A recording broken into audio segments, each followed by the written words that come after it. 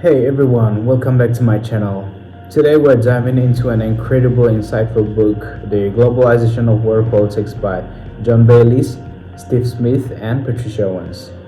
So, this is the book I have right here. It is the third edition and is packed with 475 pages of fascinating content about international relations. The book is divided into three main parts: foundations of international relations, global structures and processes, and 21st century challenges. But today we are focusing on only one part, specifically the theories of world politics.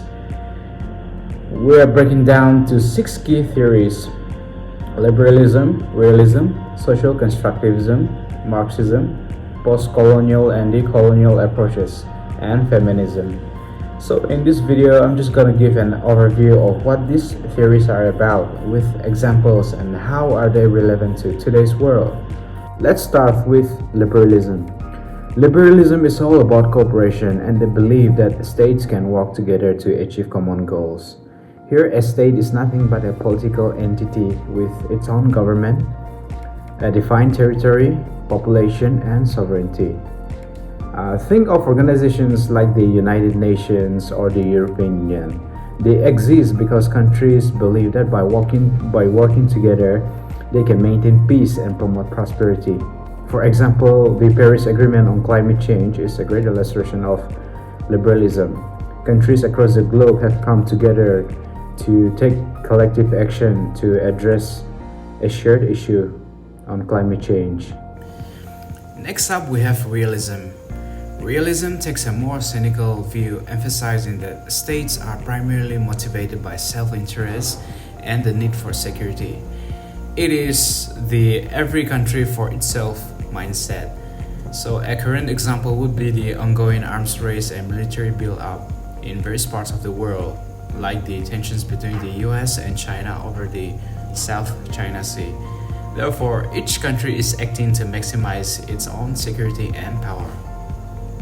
Now, let's talk about social constructivism. This theory suggests that international relations are shaped by ideas, identities, and norms rather than just material factors. For instance, the concept of human rights has become a powerful norm that influences how states behave.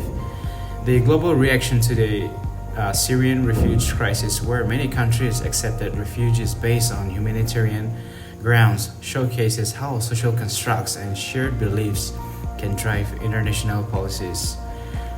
Moving on to Marxism.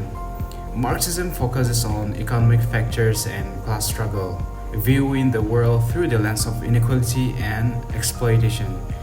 It argues that the global political system is designed to benefit wealthy countries and multinational corporations at the expense of poorer nations. They debate over fair trade versus free trade and the criticisms of how global capitalism has exacerbated inequality reflect Marxist ideas. Next, we have post-colonial and decolonial approaches. These theories critique the lasting impact of colonialism and advocate for a re-examination of global power structures. They highlight how historical exploitation and current inequalities are intertwined. For example, the ongoing discussions about the reparations for slavery and the impact of colonial legacies in Africa and Asia emphasize the relevance of these approaches. Last but not least, feminism. Feminist theories in international relations focus on how global politics affects and is affected by gender. They argue for the inclusion of women's experiences and perspectives in global politics. The Me Too movement, which has had an impact on global politics by challenging gender inequality and advocating for women's rights, is an example of feminist principles at work in the international sphere. So guys, yeah, that's a quick overview of the six major theories of world politics from the globalization of world politics, where each offers a unique lens to understand international relations and current global issues.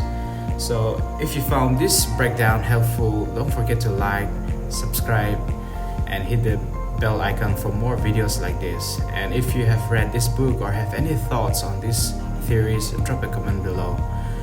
I'd love to hear from you. Thank you.